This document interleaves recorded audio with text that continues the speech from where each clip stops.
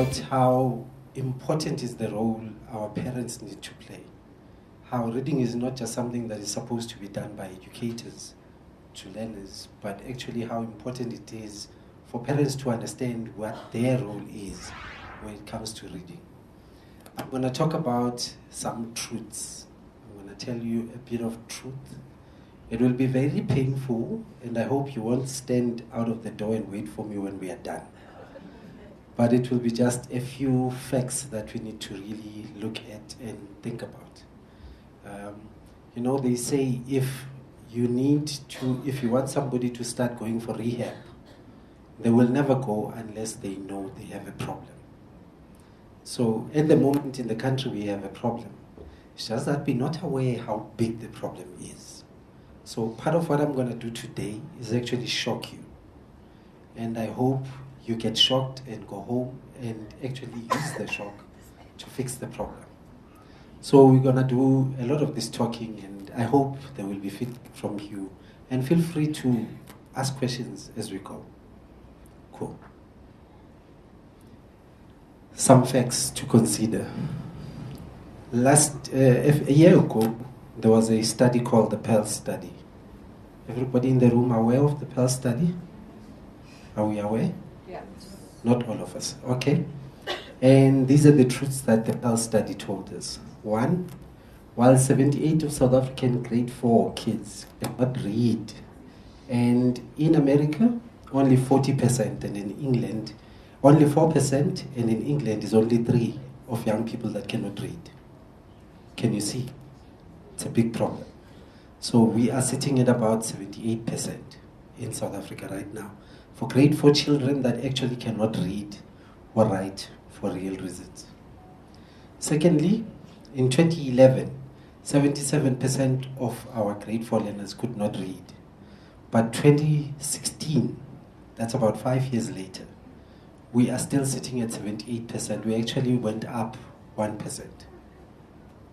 This is the reality of what is happening in our schools right now, where we have 78% of young people that cannot read or write for real reasons.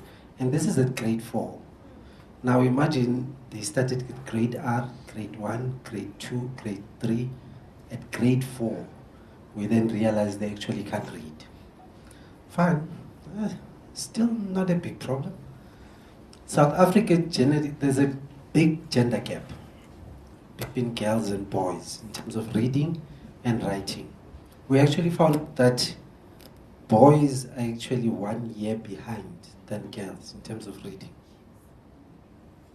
And we keep on saying the boys are the ones who actually dominate the working field, right? Boys are the ones that are, but actually girls, they are 1 year faster than males in reading. Now in grade 4, in grade 4, girls are a full year of learning ahead of boys. This gender gap is the second largest amongst all 50 countries that actually participated on the Pearl Study. We are actually the second largest in that gap in the whole 50 countries that actually participated. Big problem, right? Okay.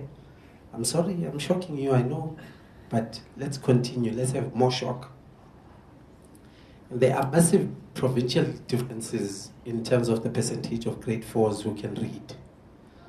There's about 91 of grade 4 children that cannot read or write in Limpopo, and we are sitting at 85% in the Eastern Cape, 83% in Mpumalanga, Gauteng, people in the room, 69%.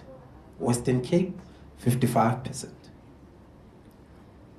I think it's too large a percentage, right? Somebody might look at it and say, but we are in Gauteng, we're doing well, we're at 65%, and that's actually 69% too much, né? So, 2 things we need to agree on. 1, we have a serious need to agree that we cannot continue as if it's business as usual. We can't do the same thing we've been doing all along and get different results. And that's the reality of it. If we could stay for 5 years and start at 67% and then be sitting at 68% at this point in time, then you must know it's not business as usual. Something needs to change.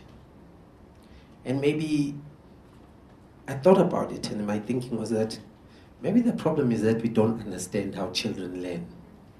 We actually think we know how children learn. And I thought about it, and I thought, let me think about how children learn. Children learn through experiencing things, right? Have you ever noticed what a toddler does when they see a heater, those bar heaters with an orange bar? What do? They want to touch it, right? And what do you do as a parent? Say shoo shoo, nah? And the child doesn't understand what shoo shoo means, right? So children will watch you. They will go around you. They will find a time when you decide not to look at them. And they will touch the heater, right? And the next day, they are walking to an ice-cold fridge. And you say to them, choo-choo. What do? They change direction. Because now they know what choo-choo means. And they know that choo-choo is associated with pain, right? Cool. That's the first thing you must remember when we are doing our talk today. Children learn by experiencing things. 2, children learn through watching role models. That might be a father, a mom, a sibling, a friend, a community member, somebody around them. That's how they learn how to behave, right? Have you ever watched children playing house? Just sit there and watch them and don't interfere. Have you? They have rules.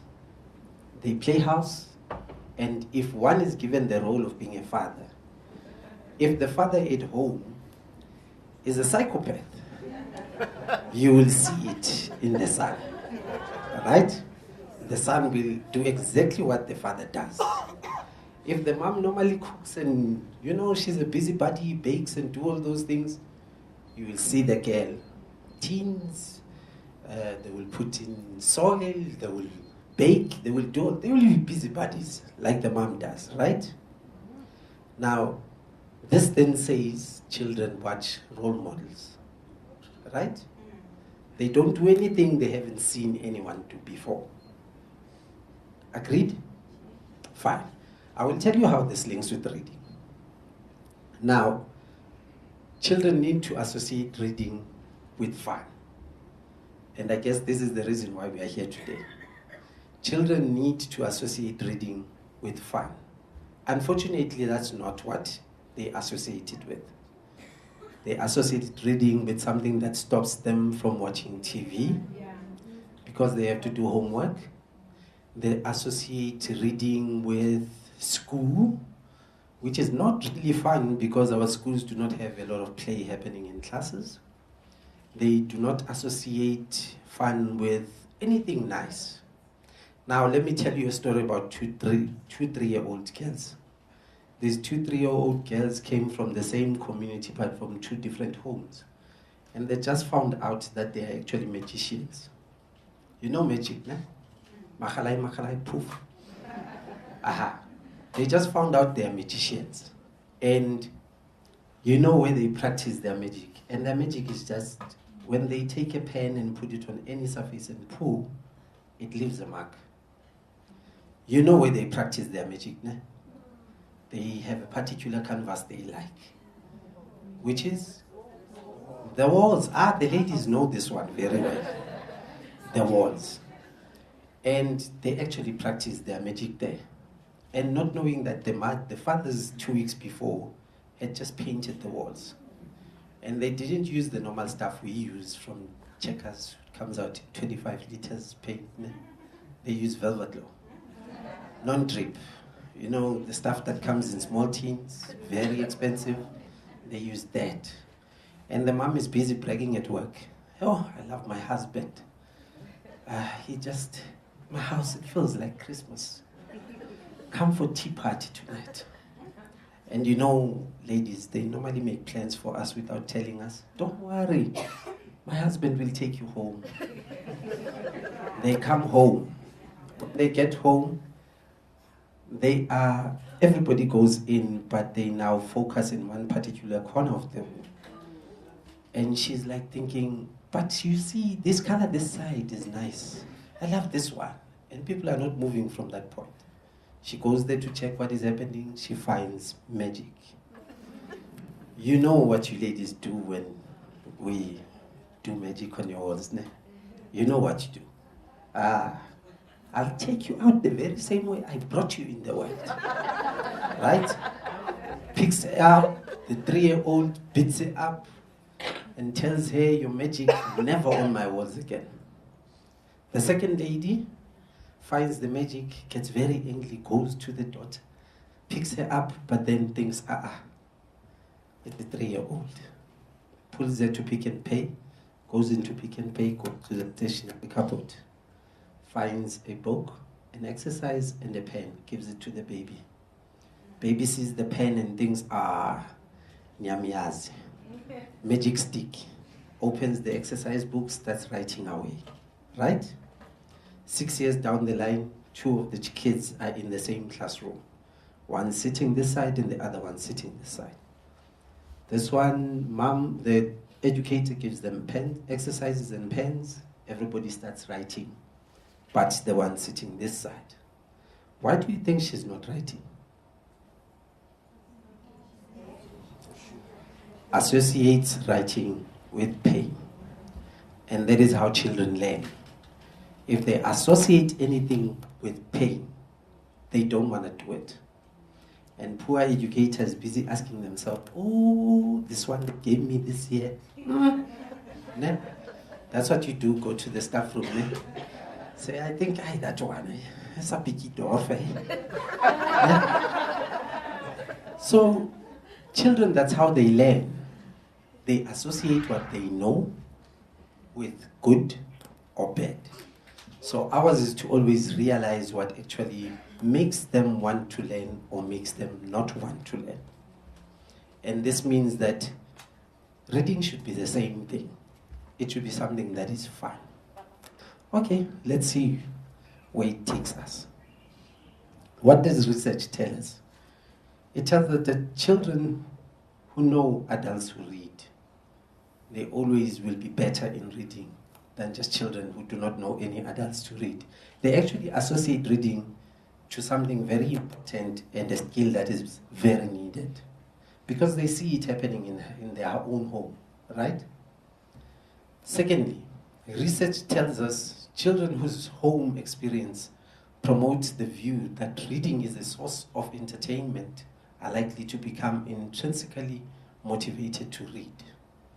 It means if they see that reading is something that is fun, they will more want to do it more than children who do not associate it with fun. So we want children to actually change and shift their mind to thinking that actually reading is fun. I always say to the people I work with, our work is to actually sell a cat to a mouse and make the mouse believe the cat will not bite. Because children already don't like reading. And unfortunately, we need to change that behavior. So, the home environment exerts a significant effect on academic motivation, which is over and above the predicted by socio-economic status, which then means that at home is actually the fundamental space where children should be learning how to read. If it does not happen at home, where are they supposed to learn it? You go into our black communities, I'm sorry to say black communities, but actually that's the reality. You go into our black homes, you will find a 54-inch plasma screen, but you won't find one simple children's book. And that's the reality of what is happening. Parents think that it is more important to provide a 70-inch plasma screen than to actually buy a book. And that's the reality. And when you speak to them, you ask them, why don't you buy books? They will tell you, oh, books are expensive. I guess plasma screens are quite cheap. So, children whose home environment is more cognitively stimulating have higher academic motivation than children whose home is lacking such stimulation. If you want them to be learners, if you want them to be good at what they do and what they learn, they need to read. Maths is a language. Geography is a language. You know, we should be having people in this room who actually teach all subjects, because every subject is a language. If you cannot read accounting, how do you write an accounting equation? It's as simple as that. So reading is one of those skills that is actually much needed. What does research also tell us? It's that the beliefs held by children's parents about the purposes of reading and how children learn and read relate to children's motivation for reading. If the parent doesn't see the importance of reading, do not expect the child to see it. No? If the parent doesn't see how important reading is, don't expect the child to see it. Because children base what they believe in from what they are taught by their parents. If the parent doesn't teach them the correct thing about reading, they're not going to learn. I grew up in a space where I had a father who every day made sure that he bought a newspaper. When last did you buy a newspaper? We don't do it anymore because it doesn't have news anymore. It's a tabloid. So nobody buys Sowetan anymore. So basically our children do not have even the newspaper that we used to rely on. It's not there anymore. Okay? Children of parents who, I'm sorry, I'm a bit short-sighted, believe that reading is a source of pleasure, had greater reading motivation scores in primary school. If a parent was the one who actually brought reading at home as a pleasurable thing, then a child performed much better at school. And unfortunately, at this point in time, that doesn't exist in our homes. And it's a big problem. It's one thing we really need to change. And unfortunately, we have societies and communities that believe that educators in this room are the ones that are responsible to change that. And unfortunately, it's not going to happen, not anytime soon. If it took us 5 years and actually get worse, it means in the next coming 5 years, if we continue doing the same thing, we're still going to get even worse. Fine. Children are more likely to continue to be readers in homes where books and reading material are valued. If there's nothing to read in a home, there's no way to create a reader. If we don't have anything to read at home, it means we can't be creating children that are going to be readers. For us to have children that read, we need to provide something to read, unfortunately. But we have communities where every time we are worried about ESCOM, we actually ban the library first. Right? That's the type of communities we come from. We have a problem with the pothole, we ban the library. We have a problem with the robot light that doesn't work, we ban the library first. Right? And that's where the problem is. Fine. I'm sure you are shocked right now. I hope my shocking things did not make you want to stand on the other side of that door and wait for me. But unfortunately, it's the truth. Let's see. What needs to happen is determining students' attitudes towards reading, giving them experiences with different texts, providing them with opportunities to select resources and to read them in school, to select resources. A primary word, allow them to select, allow them to choose the book they like. Do not provide a book for them and expect them to read without them having interest in what they're reading, right? But that's what, how many of you watch soaps? Generation, Seven Day Land. Yeah, I know. We all watch it. We just don't like saying we do because it's a waste of time, right? But we all watch it. What happens when it starts boring you? What do? You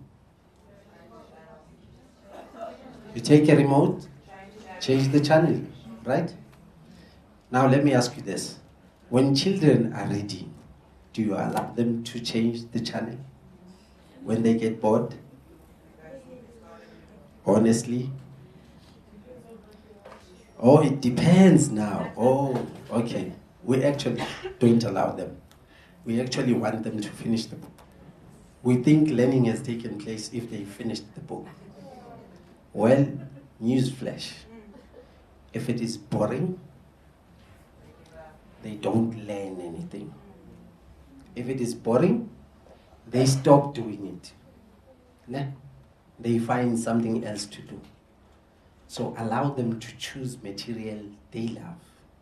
I remember when I was writing my matric, we were supposed to write our English with Imaru. There was Imaru.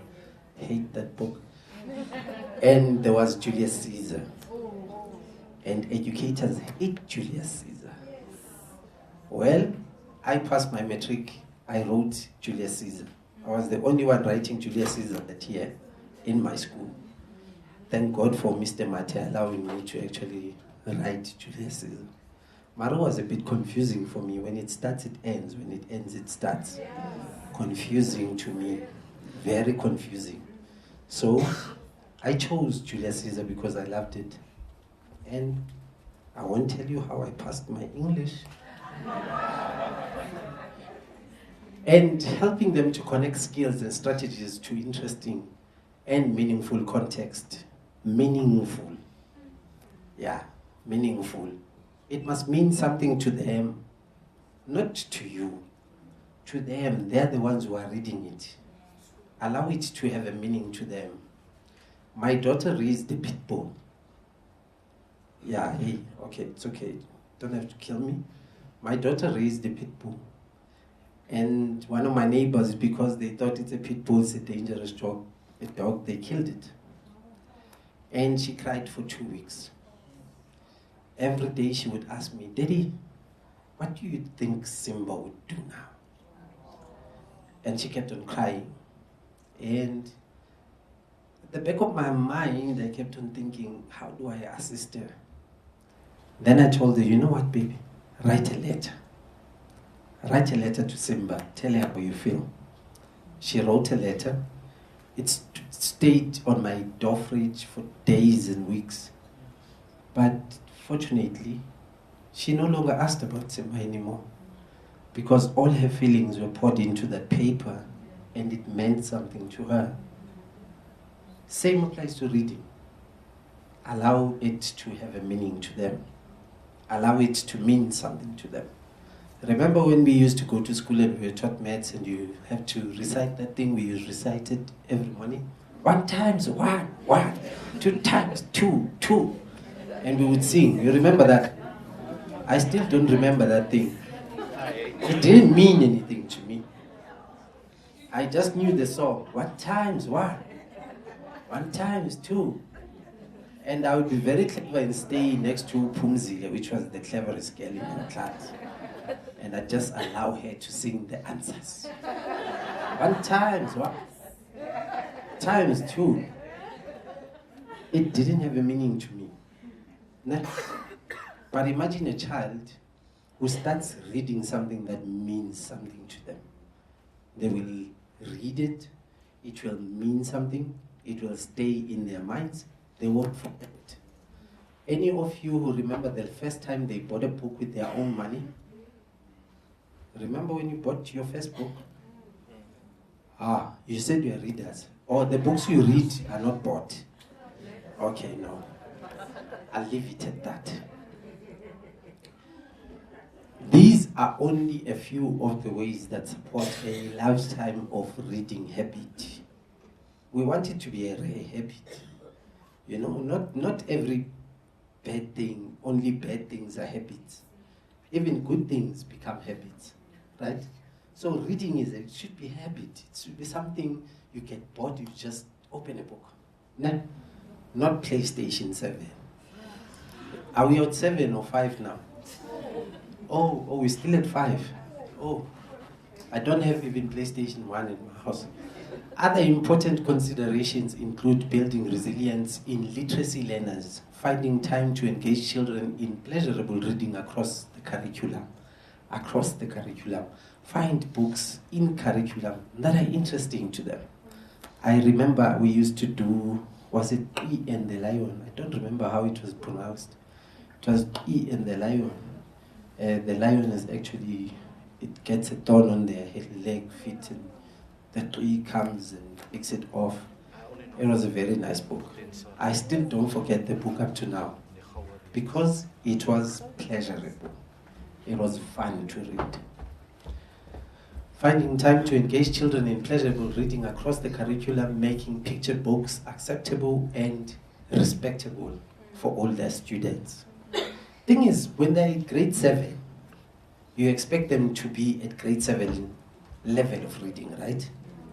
But if they are not at grade 7 level of reading, what are you supposed to do? Does giving them more grade 7 material help them? So what do you need to do? The problem is foundation, take them back. And unfortunately, it means picture books.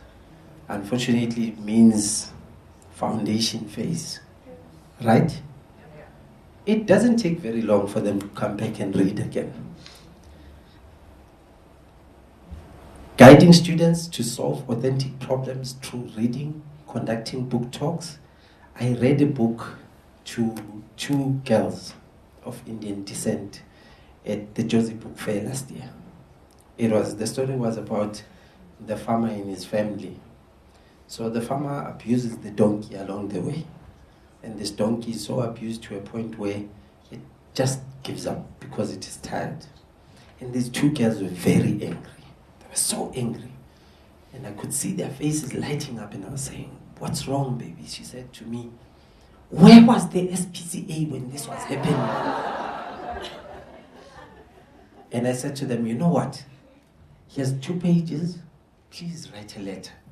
Tell the farmer how you feel." I got a 2-page letter to the farmer.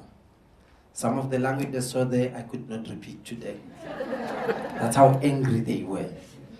But you could see how important it was to them. You could see how they took it to heart. You could see how it actually had meaning to them. So reading and writing is one of those activities that needs to have meaning. If it doesn't mean anything to you, it will not, you can't keep on doing it. It gets boring, right? I remember when I used to go to church as a child. I used to hate church. And my grandparents used to lock the house. Yeah, my grandparents are Jehovah's Witnesses. You know how they feel about not going to church. So they would lock the house. They would say, "Get up, get up." And we had to lock the house. I hated going to church until one day I found meaning and the reason why I had to go to church.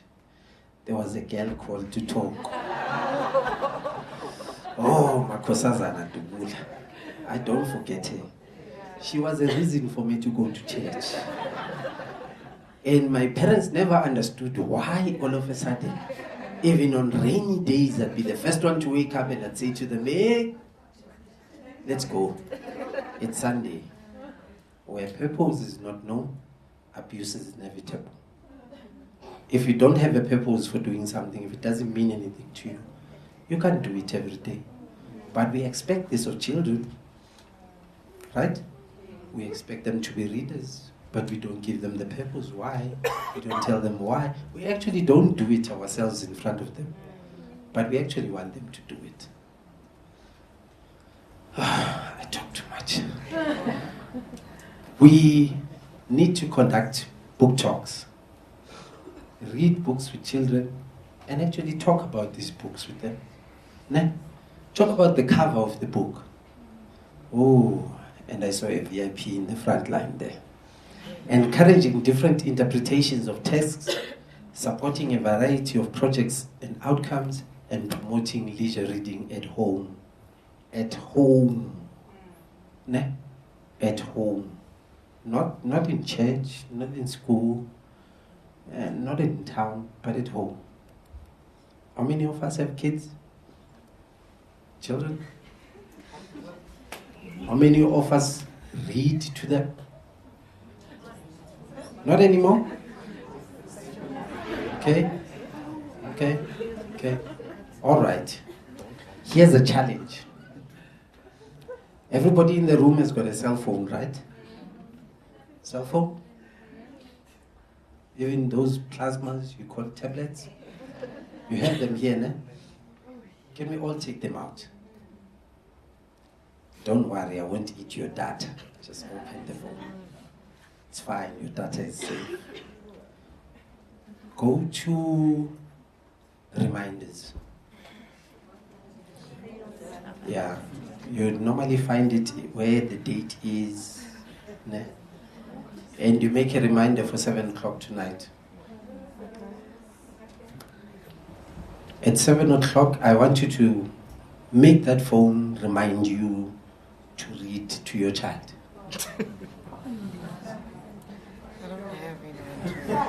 It's fine, even if it's a dog. It's your child, right? Some of us have children, some of us have dogs. Ne? Just for 5 minutes. Ne? You do it every day for the next few days. It will become a habit. And let me tell you the truth. See how small she is? See how small she is? It's very easy to teach her habits, good or bad. It will take you 2 days for her to remind you that day, that it's 7 o'clock, mommy, let's go. Right? That's all it takes, 5 minutes. Ne? You do like what generation does to you. You are waiting for Senzo's kiss. Ne? And just before they kiss each other, see you tomorrow. Right? Same thing happens with books. You read it to your child. 5 minutes gets over. You are right in the part where she wants to know what is about to happen. And you tell her, see you tomorrow. That's what movies do. Right? They say coming soon. And then tomorrow morning, coming soon. So do the same thing to them, just for 5 minutes. Not a lot of time, 5 minutes. It will become a habit. Fine. I promise I'm finishing off. I swear. Parents are one of the most important literacy teachers that exist to children. If you're a parent and you have a child, literacy starts with you. For your child to become a reader, for your child to become a writer, for your child to know that books do not fall from the sky, for your child to know that they can actually write something and become an author, you are the first point of departure as a parent. That's where it starts. That's where it begins. That's where they start seeing that, oh, so reading is not something that people do because they are angry. Yeah? Stop punishing children with reading. Don't see them doing something wrong in the street and you say to them, go home, do your homework. You are making them associate reading with pain. Do not do that. It is wrong. We need to encourage parents to read to or read with their children. And unfortunately, this means in our schools, when we call parents' meetings, you know, we normally go to parents' meetings and we know you're going to talk about school fees, you're going to talk about all these things, but you never talk to us about reading as parents. You never tell us about our role as parents in our children's reading. Maybe this is an opportunity now, ne? When you call them to a school meeting, that's what you should talk about.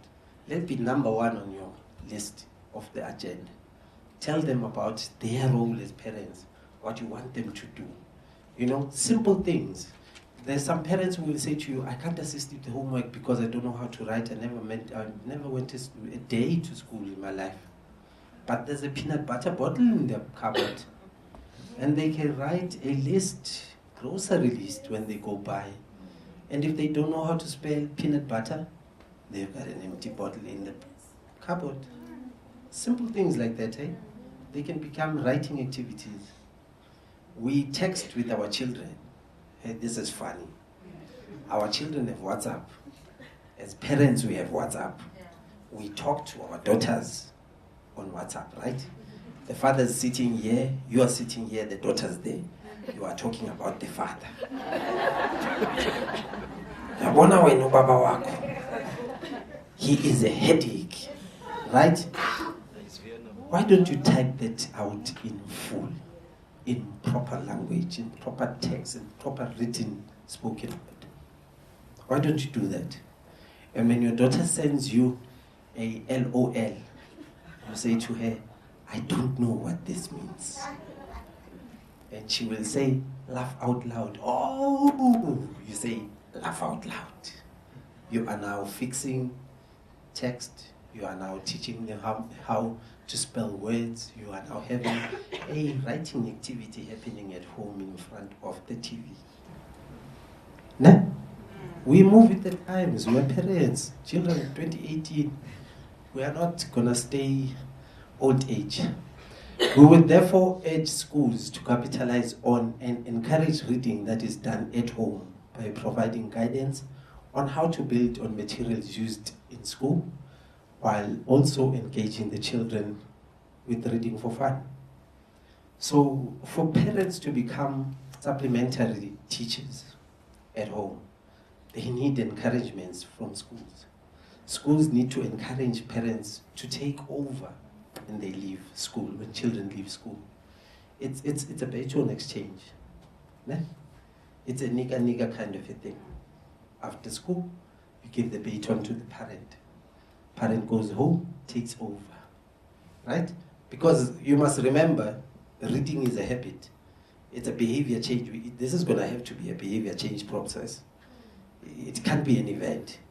We can't be talking about reading once a year on World Read Aloud Day. We can't talk about reading only when it's World Book Day. It's not an event. It's a behavior we need to change. So it's something that needs to happen every day. Every day. This means 7 days a week. Ne? My daughter goes to the loo and she carries a book and a pen. I've sacrificed my wardrobe because it become a chalkboard. But because it motivates her to read, it motivates her to become a learner, I've allowed that to happen. I don't mind. Right? I'll possibly buy another wardrobe when she goes off to school. You know? I'm going to wait for her to go off to school. So pupils can become reluctant readers for a variety of reasons, including boredom, low self-esteem, and an inability to keep up with their peers. When you decide to say to them, read in front of their peers, and they are not ready to do so, you are killing their self-esteem, you are creating a boredom with them, and it suddenly means that they are going to hate reading. I remember in my time we used to have school inspectors. It would be a very short gentleman, stout with a big belly. He would have spectacles on, they would look at you through the spectacles. And you'd be told, Mtolo, stand up, read paragraph 1. And I'm thinking, who is this guy? I'm not even sure who he is. So I'd be scared. And children tell you when they are scared. They take the book, they close their face with it. They're communicating with you as educators, but you never listen to what they say, unfortunately. So we need to make sure that children's self-esteem is high. We need to make sure they are prepared. And in conclusion, but most importantly, we must see reading for pleasure as an activity that has real educational and social consequences. And that was in conclusion, and very important. Thank you for listening to me.